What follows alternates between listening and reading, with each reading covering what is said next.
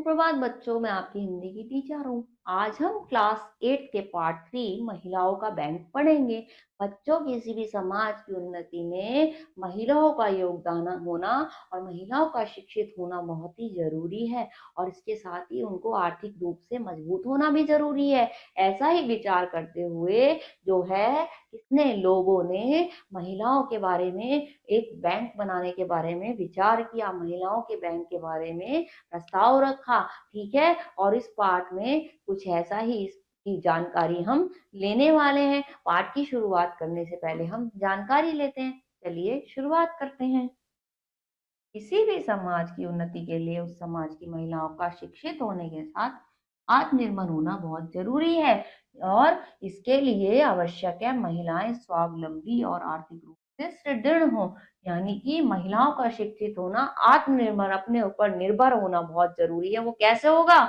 जब वो आर्थिक रूप से खुद ही मजबूत होंगी। ठीक है, इसे उद्देश्य को दृष्टिगत रखते हुए श्रीमती लोबो सरदेसाई ने सन 1972 में महिलाओं के लिए एक बैंक का प्रस्ताव रखा, जो न सिर्फ स्वीकृत हुआ बल्कि समय के साथ साथ आगे बढ़ रहा है। इस पाठ में उसी बैंक के विषय में जानकारी दी गई है और जो श्रीमती लोबो ने 1972 में प्रस्ताव रखा था बैंक के लिए, बैंक का महिलाओं के, उसके साथ जो वो आगे बढ़ता जा रहा है समय के साथ साथ, आज उसी के बारे में जो है इस पाठ में बताने का प्रयास किया गया है। ठीक है बच्चों, चलिए अब बच्चों इस पाठ की शुरुआत करते हैं। ठीक है, पर्यटकों की माया नगरी गोवा में बड़े दिनों की छुट्टियां बिताने के दौरान वहां के बारे में कई रहस्योद्घाटन हुए हैं और क्या कई रोचक अनुभव हुए हैं। क्या पर्यटकों की महानगरी गोवा में बड़े दिनों की छुट्टियां बिताने के बाद क्या हुए?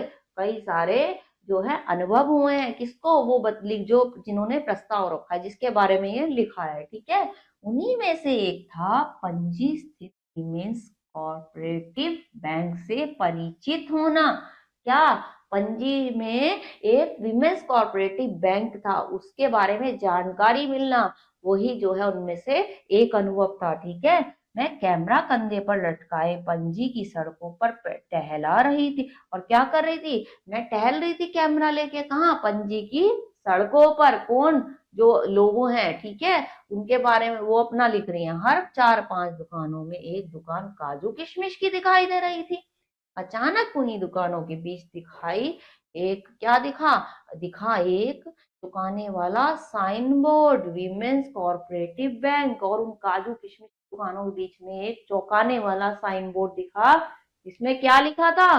क्या? विमेंस, महिलाओं का विमेंस कॉर्पोरेटिव बैंक। मैं उसे देखकर चौंक गई, हैरान रह गई कि महिलाओं का भी बैंक हो सकता है। ठीक है, आगे देखते हैं।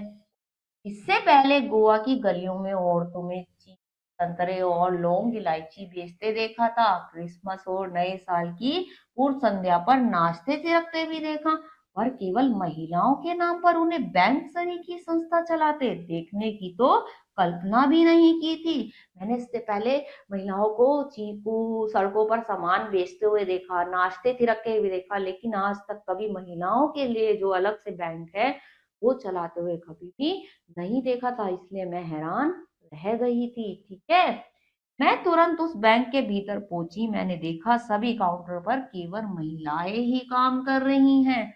एक काउंटर के पास पहुंचकर क्षण भर ठहर गई।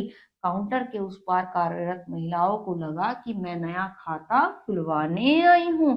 मेरे स्वागत में उसकी नजरें उठी। Yes ma'am, madam. और वो उठी, उसकी आंखें उठी और मुझे कहने लगी कि यस मैडम। उन्हें लगा कि मैं नया खाता खुलवाने आई हूँ और वहां पे सारी क्या थी? महिलाएं ही थी। मैं देखकर वह बहुत खुश हुई। मैंने बताया, मैं तो यह देखने के लिए भीतर चली आई हूँ क्या वाकई केवल महिलाओं का बैंक है, और अब आ ही गई हूँ तो इसके बारे में विस्तार से जानना चाहती हूँ। बैंक के बारे में मुझे विस्तार से जानकारी लेनी है। ठीक है, मेरी इच्छा जानकर वह भद्र महिला मुझसे अपनी अध्यक्षा से मिलाने उनके कैबिन में ले गई। और वो क्या महिला जो है मुझे अपनी अध्यक्ष के पास, जो वहां की बैंक की हेड थी, उसके पास ले गई। ठीक है, बैंक की अध्यक्षा श्रीमती प्रिया एस भावे ने बताया कि ये बैंक पूर्ण रूप से महिलाओं का ही बैंक है। ये केवल महिलाओं के द्वारा उन्हीं की पूंजी से उन्हीं के कल्याण को ध्यान में रखते हुए चलाया जा रहा है। महिलाओं की पूंजी से ही, महिलाओं के ही कल्याण के लिए, उन्हें आगे बढ़ाने के लिए बैंक चलाया जा रहा है। ठीक है। सन 1973 में इस बैंक की स्थापना लीवी लोबो और किसने, लीवी लोबो सरदेसाई नाम की एक कैथोलिक महिला ने की थी। किसने की थी? लीवी लोबो सरदेसाई नाम की कैथोलिक महिला ने 1973 में, क्योंकि 72 में उन्होंने प्रस्ताव रखा था। ठीक है बच्चों। उन्होंने 25,000 रुपए से भी कम नींव डाली थी, और 25,000 रुपए से भी उन्होंने इस बैंक की नींव डाली थी। इसके लिए कोई सरकारी मदद या अनुदान नहीं लिया था। स्थानीय गृहिणियों ने अपनी बचत में से 100-200 रुपए बैंक में जमा करके इसके विकास की शुरुआत करी है। ना तो किसी सरकार ने इसके लिए मदद ली थी और ना कहीं से, केवल महिलाओं ने इसमें 100-200 अपनी बचत में से जोड़ जोड़ के इसकी शुरुआत की थी। ठीक है। प्रयोग किया था उन्हें, ऐसे हुआ था। आगे देखते हैं। इसकी स्थापना मूल उद्देश्य स्थानीय महिलाओं को रोजगार के बेहतर अवसर उपलब्ध करवाना तथा परिवार में उनकी स्थिति को मजबूत बनाना था।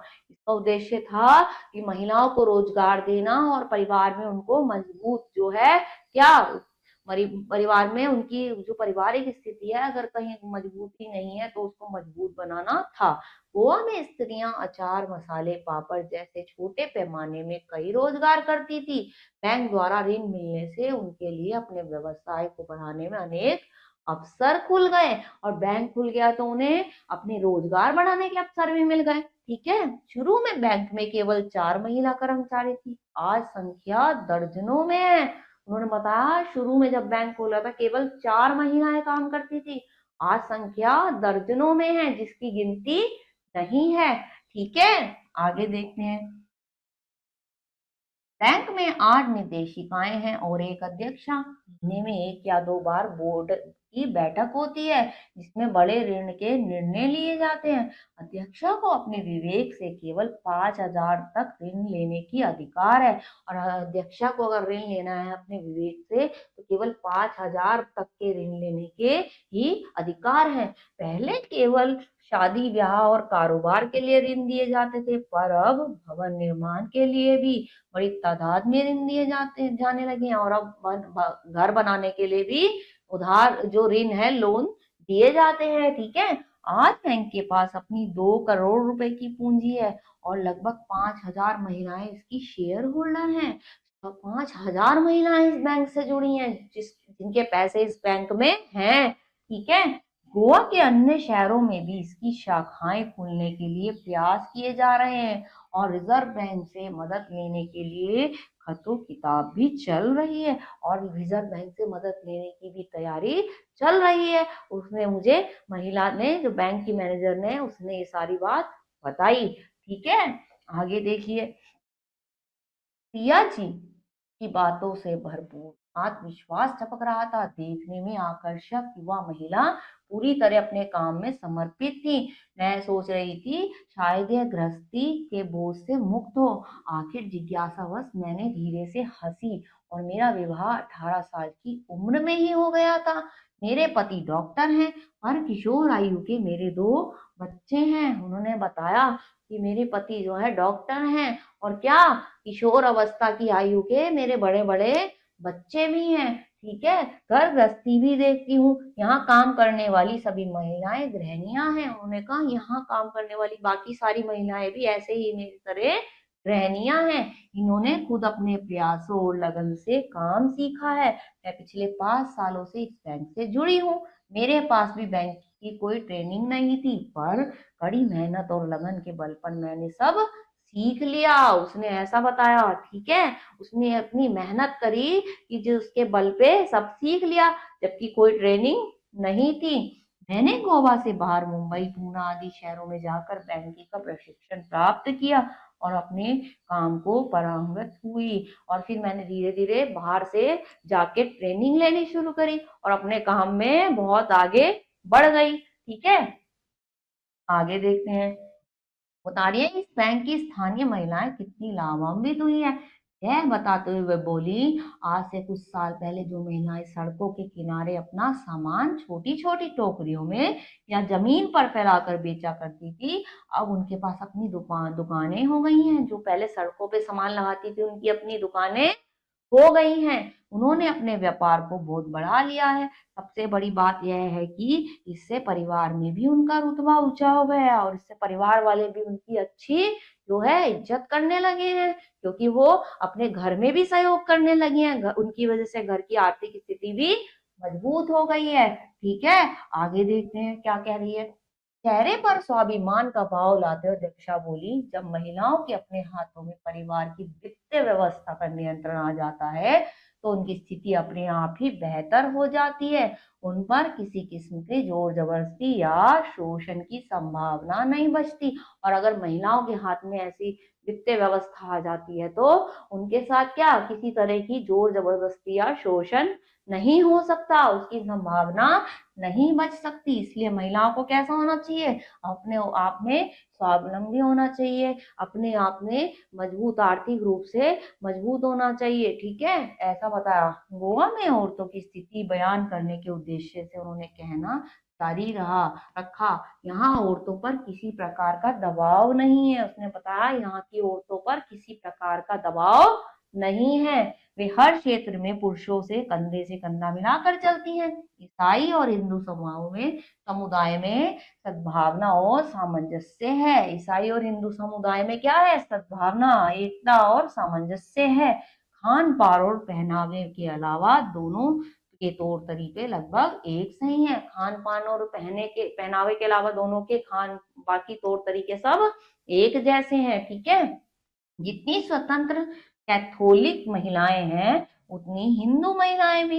उदाहरण आपके सामने है। इस बैंक में 8 निर्देशिकाओं में से 7 तो परंपरागत हिंदू घरों से ही है, क्योंकि यहाँ पे जो है सबको इतना एक समान समझा जाता है कि उसका उदाहरण यही है। इस बैंक में ही अगर देख लो, तो 8 में से 7 क्या है, हिंदू ही हैं। तो बच्चों, इस पाठ में आपको क्या क्या पता लगा कि बैंक की स्थापना, महिलाओं का बैंक कैसे बना, पहला बैंक कहाँ बना, है ना, और उसमें महिलाएं का बैंक बनाने का क्या उद्देश्य रहा, क्या रहा, उन्हें आर्थिक रूप से मजबूत बनाना, परिवार में ऊंचा जो है उन्हें उच्च श्रेणी में देखा जाए, और परिवार को आर्थिक रूप से मजबूत बनाने में भी महिलाओं का सहयोग हो सके। तो बहुत सारी चीजें जो है आपको इस पाठ के जरिए पता लगी। इस पाठ को आप दोबारा से पढ़िएगा, अगले पाठ में कुछ और पढ़ाएंगे। तब तक के लिए अपना ख्याल रखिए। ओके।